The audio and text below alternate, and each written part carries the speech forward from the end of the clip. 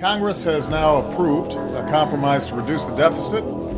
Uma enorme dívida de 14 trilhões de dólares ameaçou cair sobre o mundo nas últimas semanas. Os Estados Unidos fizeram uma corrida contra o relógio para encontrar uma saída para o impasse que impedia a elevação do teto da dívida americana. Agora que o acordo foi fechado, aprovado na Câmara e no Senado, assinado pelo presidente Barack Obama, está tudo resolvido?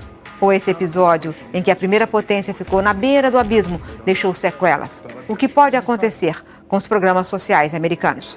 Nos últimos 40 anos, só o governo Bill Clinton teve superávit orçamentário. O pior déficit recente aconteceu no governo de George W. Bush. A dívida, como percentual do PIB, cresceu nos períodos Reagan e Bush pai. Se estabilizou e começou a cair com Clinton e disparou com Bush filho. A crise americana ainda não acabou. Esse episódio dramático traz lições e alertas. É sobre isso que vamos conversar no especial de hoje.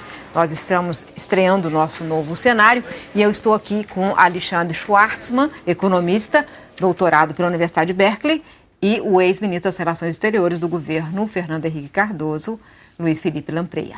Não houve o fim do mundo, portanto esse programa não é o apocalipse sinal, mas deixou sequelas. Você não acha, Alexandre? Não, acho que tem uma série de complicações nessa história. Eu acho que parte delas tem toda uma discussão sobre o possível rebaixamento da nota de pelo menos de algumas agências referente à dívida americana, que sairia de 3As para alguma coisa talvez como 2As, e nem tanto talvez pelo resultado da discussão, mas muito mais pela forma como a discussão aconteceu. Quer dizer, a pior demonstração da história foi uma demonstração de uma incapacidade dos principais atores políticos norte-americanos chegarem a alguma coisa, até basicamente no limite da irresponsabilidade. Quer dizer, foi só quando chegou à beira do abismo que se chegou a um compromisso que mais ou menos, não resolve o problema, tal. Então, acho que essa percepção, a forma como o processo se deu, ele acho que desgasta muito a imagem dos Estados Unidos. Eu queria te perguntar, Lampreia, sobre exatamente a forma. Porque o que mostrou foi uma sociedade muito polarizada e um sistema político incapaz de resolver um impasse, como o Alexandre estava dizendo. Você não achou isso? Achei, mas isso não é propriamente uma novidade nos Estados Unidos. Mas sabe? assim, tanto assim? Tanto assim, talvez porque há mais comunicação, há mais conhecimento dessa radicalização. Mas sempre foi assim. Os Estados Unidos sempre foi um país muito polêmico, né? Na própria Congresso Constituinte, havia uma oposição entre Jefferson e Jackson, por exemplo, feroz sobre a concepção federal, sobre, enfim, os pilares do Estado americano, né? E isso prolongou-se a vida toda. O próprio governo Reagan, Carter foi derrubado praticamente, com um ataque selvagem que sofreu, Nixon, né? O impeachment, enfim, da natureza da política americana o conflito. Agora está pior. No sentido e por que está pior? Eu acho que por duas razões. Em primeiro lugar, porque a classe política americana não é mais formada basicamente por uma elite da costa leste, Massachusetts, Nova York, aqueles grandes políticos, os Kennedy... Chamamos de Country Club Republicans, exato, né, que eram... Que no fundo decidiam tudo e os outros iam atrás, né? Não há mais esse elitismo no Congresso americano. Então o poder não está mais na mão de meia dúzia de aristocratas que formam o quadro. Está, sim, muito dividido, muito espalhado. E está nesse Tea Party, que é um movimento muito de raízes, né, de base. Está também nos republicanos mais radicais, que tem a ver com toda a base fundamentalista, cristã também, que há hoje que não havia no passado. Há jovens participando muito mais, cobrando muito mais, que não existia muito no passado. Enfim, há uma série de coisas novas que surgiram. Novas. Agora, Alexandre, você falou que pode ser rebaixado, mas se for rebaixado, se a dívida americana for rebaixada quer dizer, ela tem todos os elementos para ser rebaixada, porque um país que mostra essa crise de governança e que tem um déficit alto e uma dívida alta, esse país ele tem que ser olhado diferente, ele não pode ser 3As, né? Então, se acontecer isso, o que acontece na economia? Ninguém sabe muito bem. Eu acho que, a gente está falando de rebaixamento, vai manter assim, com muita segurança dentro do terreno de grau de investimento. Está falando Claro, sair de claro. 3 aspas. Vai acontecer, acho que, primeiro que vai ser possivelmente parcial, não vão ser todas as agências, mas vai ser um alerta. Quer dizer, aquilo que era considerado Impensável. o padrão para você definir o que são, taxa de juros sem risco, do título norte-americano, porque, enfim, esse pessoal nunca aprontou nada com a dívida deles, sempre pagaram. A gente vai ter que repensar um pouco isso. Significa que vai ter que pensar o que é prêmio de risco.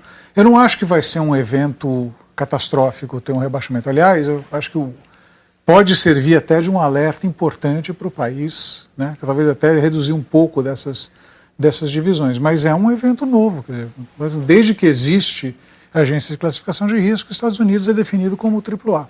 E ninguém discutiu isso nunca. Alexandre, eu trouxe um gráfico aqui para mostrar, que é um gráfico interessante, porque ele mostra que, na verdade, os Estados Unidos têm déficit crônico. Você vê lá, desde os anos 70, déficit só teve superávit no governo Bill Clinton. Isso significa que a dívida vai ser sempre crescente, a menos que o país cresça muito. Então, você tem que contar com o crescimento do país. Isso aí, quer dizer, um país que tem 100% de dívida PIB e que tem um déficit de 11% do PIB, quer dizer, esse ajuste que foi acordado, ele é o suficiente para inverter essa curva? Não é. Tem um pequeno detalhe, quer dizer, a dívida é 100%, mas na verdade um pedaço dessa dívida pertence ao próprio governo. Quando você vai fazer a conta, assim, para ficar o que é dívida, dizer, que está em mãos do público, está mais ou menos na casa de 60, não é um número pequeno, mas não é um número, quer dizer, com algum crescimento, como o juro lá é baixo, você consegue controlar fazendo um primário razoavelmente, que não precisa fazer nenhum grande exagero. Então não é ao contrário do que você vê em certos países, fala, não, os caras têm que fazer um primário de 15% do PIB. Não é isso, né? Vão ter que fazer um primário mais modesto. Dá para lidar. Quer dizer, a questão, tecnicamente, não é um problema insolúvel, né? Então, até por isso que eles conseguiram acumular déficits esse período todo, sem ter uma trajetória explosiva de dívida. Não teve, né? Eles controlaram... Porque os juros são muito baixinhos, mas... Oi? Porque os juros são muito baixos. Porque os juros são baixos, a parte do juros ser baixo também é uma percepção de risco baixa, isso ajuda, então você tem que ficar um pouco de olho. Mas assim, eles pagam tipicamente um juro real na casa de 2%, eles crescem alguma coisa como 2%, então, né, consegue mais ou menos levar, sem fazer nenhum grande exagero, você consegue controlar a dívida. Então, tá dentro do reino das possibilidades. Isso aí não é... A questão é você construir o consenso político para isso. Se for só no corte de gasto, eles não vão chegar lá. Quer dizer, com todo esse negócio, eles estão fazendo um corte de gastos que, se implementar tudo, estamos falando de, com boa vontade, 2,5 trilhões ao longo dos próximos 10 anos. 10 anos. Então, 10 anos, 2,5 trilhões. Mais de metade disso não está aprovado ainda. Ainda não está aprovado. E todo mundo que faz a conta, mas não, você precisa, na verdade, fazer isso, você precisa de 4 trilhões de dólares. Então vai ter que subir imposto também. E aí? E subir imposto? Porque isso aí que foi o que partiu o Partido Democrata de forma tão dramática na Câmara dos Deputados. Eles queriam um aumento de impostos, até porque o Obama falou dos ricos e das grandes corporações, da indústria do petróleo. Você acha que vai se conseguir isso em algum momento? Eu acho muito difícil. Eu acho que com um desemprego alto e com um crescimento sofrível, no mínimo, o povo americano dificilmente engole uma coisa dessa. Eu acho que poderia ser, digamos... Mesmo que seja impostos para os ricos e não um imposto para a classe média e tal. Mas aí os republicanos vão vender isso caríssimo. Quer dizer, e depois o que nós temos, né, Miriam, é que isso tudo são coisas racionais que você está colocando, né? Mas, na verdade, o que o sistema americano demonstrou foi que ele não é mais funcional. Ele foi funcional no impeachment do Nixon porque o Nixon teve que ir embora, né? Ele foi funcional em todos esses casos que eu falei antes porque se resolveu. Mas agora ele não está sendo funcional e ele não será funcional a menos que haja um milagre qualquer, que surja um líder extraordinário. Você acha que Barack Obama vai ser reeleito? Acho muito difícil. Acho que esse episódio marcou o futuro do Obama. E já vinha em descida, né? Já vinha em descida. Por causa do desemprego. Por causa do desemprego e porque não conseguiu reverter a trajetória da economia americana, que ele prometeu que ia fazer, né? Ele já vinha em queda forte e agora ele foi visivelmente, digamos, posto contra a parede pelas lideranças republicanas e também desgostou muito a Desgostou liderança democrata. Quer dizer, os democratas. todo mundo achou que perdeu nesse episódio. Todo mundo achou que ele se rendeu. Ele foi visto como um líder fraco. Né? Acho que, em última, isso é mortal. Isso nos Estados Unidos é mortal. Eu não sei se é favas Mas você não acha contáveis. que uma das críticas dos democratas, por exemplo, Paul Krugman, acha que não devia cortar gastos, mas é razoável propor não cortar gastos no meio dessa equação? Acho que nesse ponto o Krugman até exagerou, porque o código de gastos, fala assim, o número impressiona, mas tem duas coisas. Né? Primeiro, ao longo de 10 anos, e segundo, no comecinho agora, é muito pouco. É muito pouco que vai acontecer. É 25 bilhões É que no o começo, ponto do né? Krugman é que você precisava, na verdade, nas atuais circunstâncias, dar um impulso adicional para a economia para ver se ela efetivamente pegava no tranco. Isso aí, com esse pacote, você basicamente eliminou a possibilidade de fazer qualquer estímulo fiscal agora. Exato. Que não seja cortar imposto. Cortar imposto esquece, porque daí os democratas também não vão deixar. Então, o fato é que manietou a política fiscal norte-americana. É razoável pensar em aumentar gastos, usar a medida tradicional de reativar a economia com um quadro fiscal como esse? Isso não é racional. Dá para fazer, tem que ser uma coisa, uma engenharia um pouquinho mais complicada. Você tem que fazer um estímulo fiscal agora contra alguma coisa já de ajuste fiscal nos próximos anos. Quer dizer, se você conseguisse mudar o perfil, quer dizer, faz um aumento agora em troca de uma redução de gastos mais à frente, você consegue fazer um estímulo, de fato, sem entrar na questão de sustentabilidade. E vamos falar a verdade, ninguém está discutindo sustentabilidade. Como é que a gente sabe isso? Olha para a taxa de juros que os títulos norte-americanos pagam. Quer dizer, com toda essa sustentabilidade carnaval, que você está falando é no sentido de sustentar... Se tivesse preocupação com a sustentabilidade de dívida, eles não colocavam dívida de 10 anos a 2,80, 2,90, que é o que eles estão fazendo esses dias. Quer dizer, no pior momento da crise e tal, foi a 3%. 3% nominal, vamos lembrar disso. Então, o juro real muito inferior. Então, ninguém não entrou nessa discussão de não posso fazer um estímulo fiscal agora, porque isso vai reverter, vai bater no meu risco. Esse não estava na mesa. Então, dá para fazer. Agora, tem que fazer com isso, tem que fazer um estímulo fiscal agora, mas você tem que ter um compromisso muito forte de endereçar a questão lá na frente. Fazendo esse tipo de coisa, você consegue tanto manter a solvência quanto dar um impulso. Não estou dizendo que é fácil. Eu acho que se comprometer com o ajuste fiscal é a coisa mais complicada da face da Terra. Agora, o que você acha como é que isso afeta o mundo? Quer dizer, você, ministro das Relações Exteriores, sempre foi diplomata, o mundo já mudou muito, até que a gente se conhece, o mundo já mudou demais, só que dessa vez está mudando demais. Você tem uma crise grande nos Estados Unidos, uma crise na zona do euro, né? O Japão com a sua longa crise. E aí, quer dizer, o que vai sair daí? Quem é o novo comandante? Estão todos virando Japão, né? Está todo mundo. Né? Pois é. Acho que o palpite mais provável é que os Estados Unidos e a Europa entrem num período longo de crescimento muito baixo, de desemprego mais ou menos estrutural e tudo, e não consigam sair disso, até porque não tem condição de fazer estímulos keynesianos como o Japão fez. E aí a emergência da China mesmo? É a emergência da China, mas é todo mundo interligado, né? Eu acho que os países emergentes têm agora uma chance, e particularmente o Brasil, a China e a Índia, tem uma chance importante de aproveitar esse momento, porque relativamente vão melhor do que os outros, né? Eu acho que não pode partir para delírio, nem para goleada, coisa nenhuma, né? Mas cada um vai ter que encontrar o seu caminho, que vai ter que ser também um tanto diferente do caminho americano e do caminho europeu. Não é possível copiar, né? Ok, Alexandre, eu vou fazer um pequeno intervalo e volto daqui a pouco.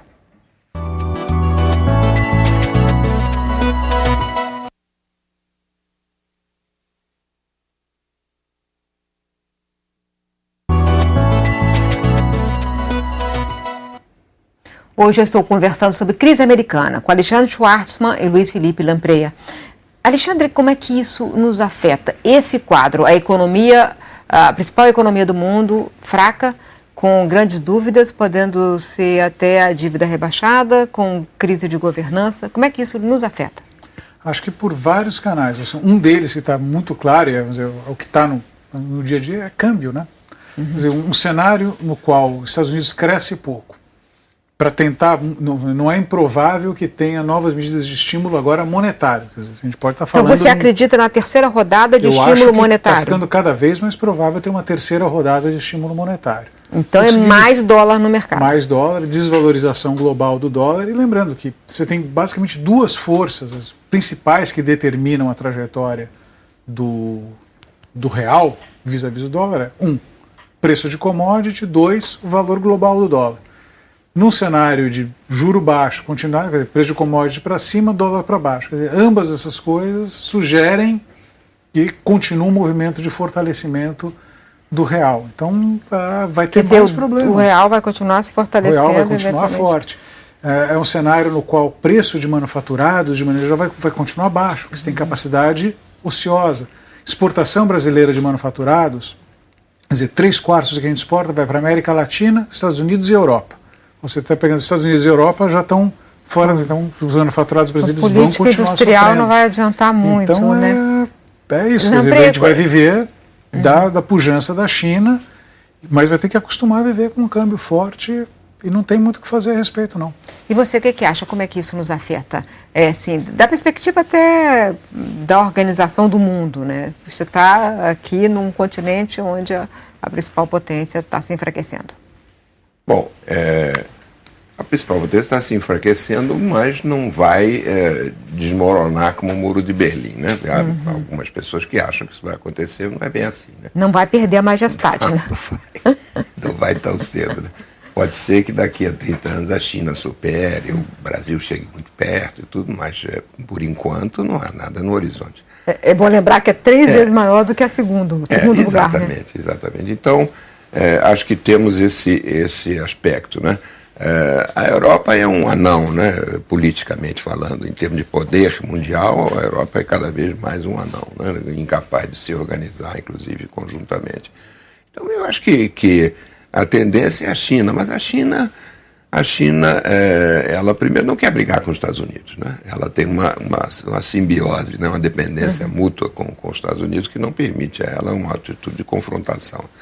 E segundo, a China o que ela quer é estabelecer a dominação dela no seu entorno, né? Por isso ela está crescendo a sua marinha. Vamos ver como é que os Estados Unidos reagem a isso. Mas nesse contexto que o Alexandre está falando, quer dizer, o dólar ficando cada vez mais fraco, o real cada vez mais forte, aí a China coloca o seu yuan colado ao dólar, ou seja, ele também se enfraquece ou, né, desvaloriza. Eles não vão muito. conseguir manter isso, não vão conseguir manter uma isso. forma, porque se você tenta fazer isso, quer dizer, o resultado é a inflação na China. É claro. Então, a aceleração da inflação na China está umbilicalmente ligada a essa ideia de que eles vão manter o PEG. Eles podem não conseguir manter essa ligação colada. O yuan vai ter que se fortalecer. Mas ele vai se fortalecer devagarzinho, controlado, enquanto o nosso se fortalece de forma... Bruscamente. E aí? Mas um deles vai ser com inflação mais alta, né? Essa que acho que porque ou fortalece porque o yuan contra o dólar fortalece, ou fortalece porque ele vai ficar menos, mas a inflação chinesa vai ser muito maior do que a inflação americana. Então, e dado que a inflação é um problema político e social na China, quer dizer, literalmente o que eles morrem de medo Hoje a primeira prioridade do governo é combater a inflação. É garantir que não tenha protesto, né? Então eu acho que vai passar por um fenômeno de permitir alguma coisa mais acelerada. Eles vão ter que repensar a sua própria inserção no mundo. Eles vão ter que, basicamente, voltar mais para a demanda interna, menos para a demanda de americana, porque não tem.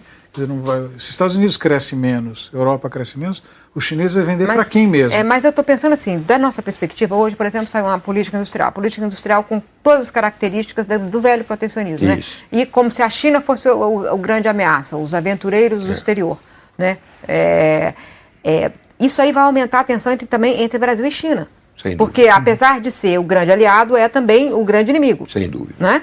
Então, a gente vai ter um problema à parte com esse novo mundo organizado dessa forma, em que a demanda maior vem da China. Eu acho que por causa do câmbio e também por outras razões que nós conhecemos, a produção industrial brasileira exportável está se tornando menos competitiva, cada vez mais, né?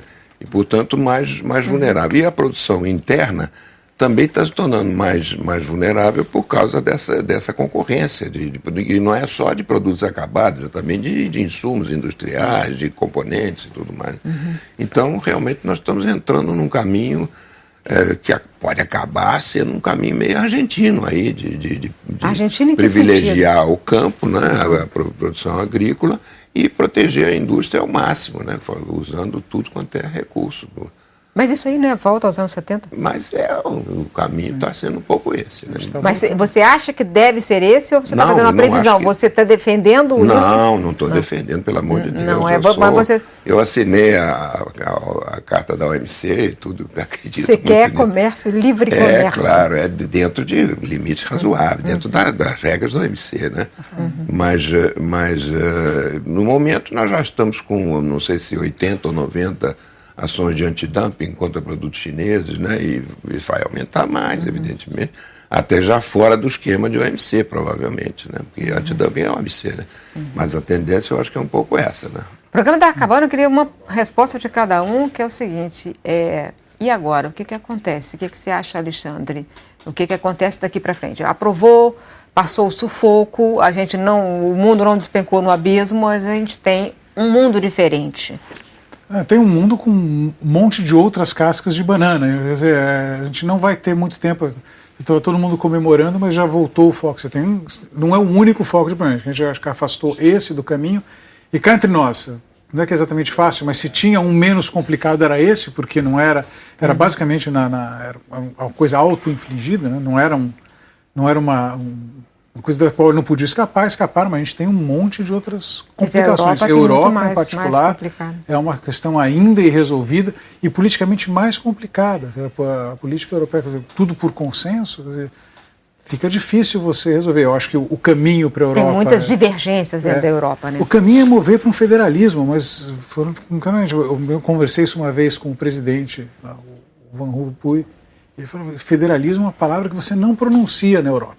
Você pode até pensar nela, mas você não pronuncia, porque tem oposições de todos os lados. Tem oposição de quem vai pagar a conta e tem oposição daqueles que, em troca de ter sua conta paga, tem medo de perder a soberania. Mas o caminho é esse, só que vai ser um caminho muito demorado. Mas eles são uma federação, né? E aí, você, Lampreia, o que acha? Quer dizer, o que acontece daqui para diante? Eu acho que o capitalismo venceu mundialmente quando acabou a União Soviética, quando acabou, enfim, toda aquela tentativa de uma contraposição socialista. Falta vencer ele mesmo. Exato. Agora, o capitalismo é, por definição, um atrito permanente, uma espécie de uma destruição criativa. Uma destruição criativa, que chamava o Schumpeter, uma bola dentro da qual já há um embate constante, né? Bom, o programa acabou, já sei então que eu posso chamar vocês dois para novas crises do capitalismo daqui para diante. Obrigada, Alexandre. Obrigado, Luiz Felipe Lampreia. Obrigado. Eu volto na quinta-feira num programa no horário normal.